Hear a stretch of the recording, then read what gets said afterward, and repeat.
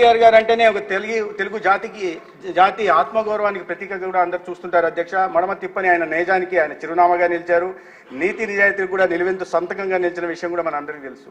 కేవలం నీతి నిజాయితీతో పరిపాలన అందించడమే కాకుండా పేదలకి స్వావలంబన సాధికారతను కల్పించడం కోసం ఆయన చేసిన ఉచిత బియ్యం, అప్పట్లో 2 రూపాయలకి బియ్యం ఇవ్వడం కానీ, లేదా పేదలందరికీ కూడా ఇల్లు నిర్మించే కార్యక్రమాన్ని కూడా వారు శ్రీకారం చుట్టిన విషయం అందరికీ తెలుసు. అటువంటి మహనీయుడు ఎన్టీ రామారావు గారు పేరు మార్చాలనే నిర్ణయంలో ఔచిత్యం ఏంటో నాకు అర్థం కాదు అధ్యక్ష. ఇదే కాదు, ఇటువంటి అనేకమైన విద్యా సంస్థలు తెచ్చారు అధ్యక్ష. ఇక్కడ నేను ప్రత్యేకంగా ఒక చెప్పాల్సి ఉంది.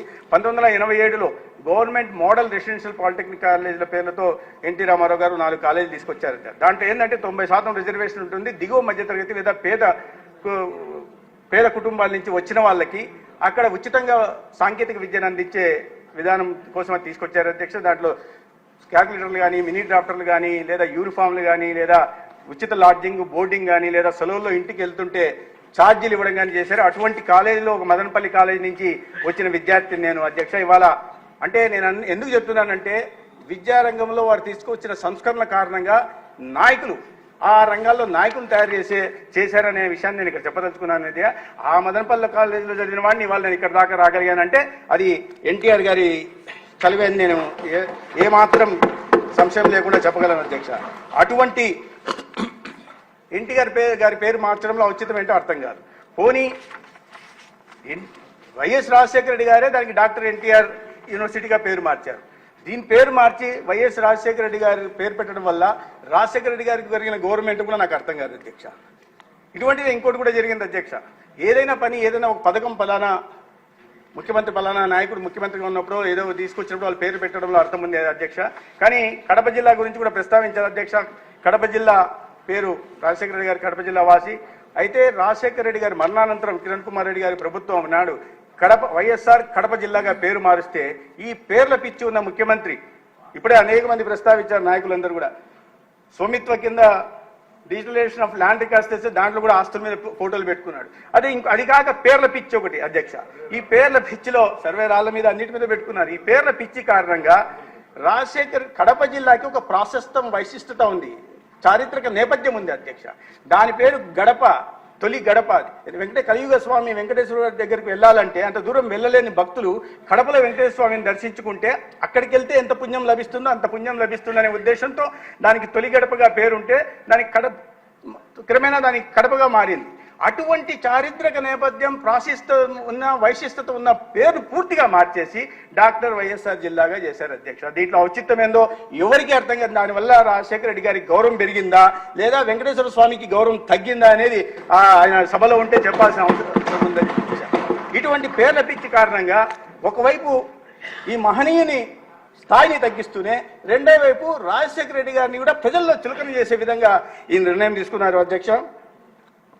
అదికాక ముఖ్యంగా నిర్ణయం వెనుక ప్రధాన కారణం ఏంటంటే ఎన్టీఆర్ గారి స్థాయిని తగ్గిస్తూ వారిని ఒక కులం ఘాటన గట్టే ప్రయత్నం చేసినట్టుగా అనిపిస్తుంది. అది ఎన్టీఆర్ అనే వ్యక్తి, అనే నాయకుడు అందరి మనిషి, ఈ రాష్ట్రంలో బడుగు బలహీన వర్గాల సాధికారత కోసం పనిచేసి చట్టసభల్లో నాలాంటి అనేక మంది బీసీలు రావడానికి కానీ, బలహీన వర్గాల నుంచి రావడానికి కానీ, లేదా దళిత వర్గాల నుంచి కూడా ఇవాళ వాళ్ళకి సాధికారత లభించే దిశగా వారు ప్రయత్నం చేశారు.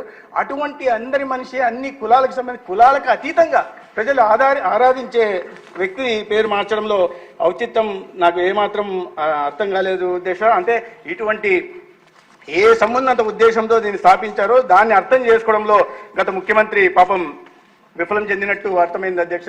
దాంట్లో కొంతమంది ఆ పార్టీలో ఉంటున్న వాళ్ళు ఆ సందర్భంలో పేరు మార్పు సందర్భంలో రాజీనామా చేసిన దీంట్లో కూడా ముఖ్యమంత్రి గారు ఎందుకు రాజీనామా చేశారు అనే విషయం అర్థం చేసుకోలేదు. నేను పేర్లు తీసుకోదలుచుకోలేదు కానీ అధ్యక్ష, ఎన్టీ రామారావు గారి కుటుంబ సభ్యులుగా చెప్తున్న వాళ్ళు ఈ యూనివర్సిటీకి ఎన్టీ రామారావు గారి పేరు సముచితం ఉన్నప్పుడు ఆ పేరు తొలగించినప్పుడు ఇంకా ఆ మోచేతి నీళ్లు తాగుతూ అదే పార్టీలో ఉంటూ ఉన్నారు అధ్యక్ష. అంటే ఎన్టీఆర్ గారి మీద కుటుంబ సభ్యులకి ఏమాత్రం గౌరవం ఉందో మనం అర్థం చేసుకోవాల్సిన పరిస్థితి ఉంది. నేను పేరు తెలుసుకోవాలి ఈనాడు కూడా అదే పార్టీలో వైఎస్ఆర్సీపీ పార్టీలోనే ఉంటున్నారు అధ్యక్ష. వారి పేరు నేను చెప్పదలిగాను, కానీ సమాజం మాత్రం దీన్ని గుర్తించాలి. అటువంటి మహనీయుని గురించి ఆ మహనీయుని పేరు చెప్పుకొని పబ్బం గడుపుకుంటున్న వ్యక్తులు పేరు మార్పు సందర్భంగా కనీస నిరసన తెలుపకపోవడం అనేది ఎన్టీ రామారావు గారి అవమానంగా నేను భావిస్తాను అధ్యక్ష. అందుకే ఇటువంటి ఈ తప్పును సరిచేయాల్సిన అవసరం ఉంది. విద్యార్థుల ఇబ్బందులు కూడా తొలగించాల్సి ఉంది. తెలుగువారి ఆత్మ గౌరవాన్ని కూడా నిలబెట్టాల్సిన ఉంది.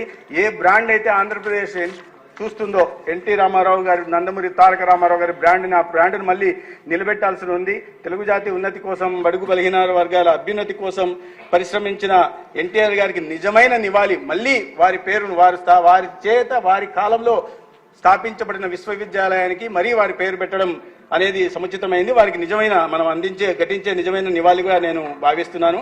ఈ సందర్భంగా అటువంటి నిర్ణయం తీసుకున్న రాష్ట్ర ప్రభుత్వాన్ని, గౌరవ ముఖ్యమంత్రి వారిని నేను అభినందిస్తూ ఈ గౌరవ సభ్యులను కూడా ఈ బిల్లును సమర్థించాల్సిందిగా కోరుకుంటూ, విద్యార్థుల సమస్యలను కూడా సరిచేయాల్సిన అవసరం ఉంది కాబట్టి దీని మీద సముచిత నిర్ణయం చేసుకుని సమర్థించాల్సిందిగా కోరుకుంటున్నాను అధ్యక్ష. ధన్యవాదాలు.